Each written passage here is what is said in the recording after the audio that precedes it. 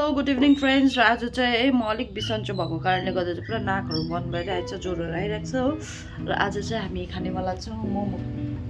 यो चाहिँ चिकन मोमो हो। यहाँ चाहिँ दिदी हुनुहुन्छ है र बहिनी चाहिँ उता किचनमा छ। र आज हामी चाहिँ गरम गरम चिकन मोमो र सुप खानेवाला छौँ। र हामी चाहिँ र यसरी हामीले चाहिँ अब तातो मोमोको प्रिपरेसन छ है साथी हो। विन्टरमा के छ तपाईँहरूको चाहिँ यसो कमेन्ट गरौँ है। अब चाहिँ हामीले ग्यासमा बसाउन आँटेका छौँ।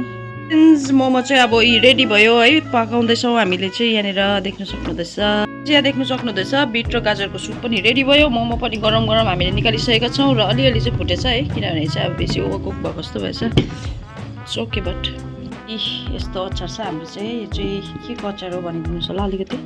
यो चाहिँ तपाईँको बदाम तिल अनि लसुन, बदाम तिल र लसुनको यसलाई चाहिँ हामीले झोल मोमो बनाएर पनि खान सक्छौँ। र फ्रेन्ड्स फर्स्ट बाइट खाए ल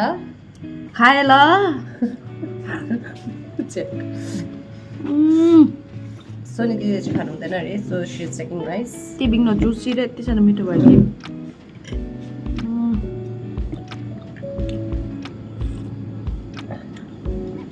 दामी।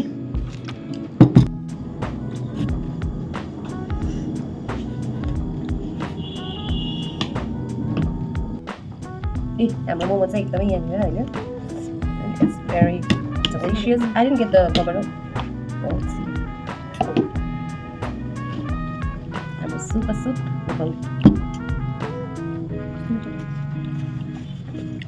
भाउ साथी हो? मोमो मिठो नभएको त पुरै हुँदैन। जुन घरमा मोमो पाक्छ त्यो घरमा त खुसी है, स्वादले भरिएकै हुन्छ। म चाहिँ माया नै गर्न नसक्ने। कस्तो क्रेडिङ भइरहेको थियो क्या मलाई चाहिँ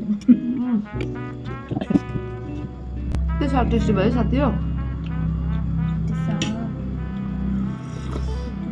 आम्मा सुप पनि दामी भएछ नि त हो, असम।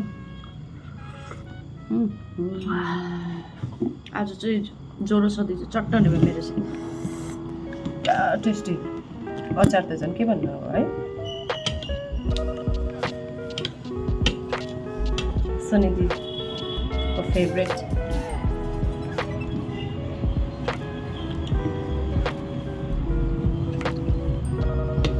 टेस्टी,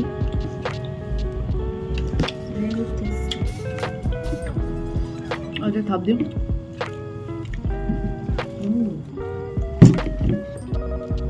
र फ्रेन्ड्स सिलगढीमा चाहिँ अब अहिले डुअल वेदर चल्दैछ है, दिनमा गरम र राति चाहिँ ठन्डा। त्यही कारणले गर्दा चाहिँ हामी पनि डिसाइड गर्नु सकेन आज खाउँ कि नखाउँ भन्दै थियो हो। म चाहिँ आज 13-14 चाहिँ सक्छु होला गरम गरम है। सबैले सोच्दा होला हस्बेन्ड चाहिँ कहाँ गयो भन्दा होला हो। हस्बेन्ड चाहिँ अहिले ड्युटीमा हुनुहुन्छ है, त्यही कारणले गर्दा हस्बेन्डले चाहिँ अब भोलि बिहान मात्रै आएर खानुहुन्छ है।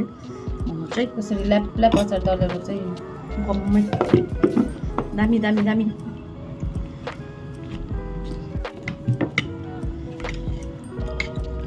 अचार आज अर्कै टेस्ट भएछ।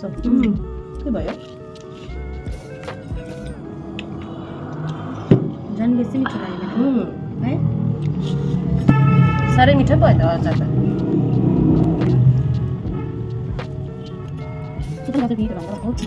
अन्त सुपमा क्या यो यस्तो हड्डी हुन्छ नि, यस्तो टेस्टी हुन्छ। कतिजनाले चाहिँ खाँदैन रहेछ कि म त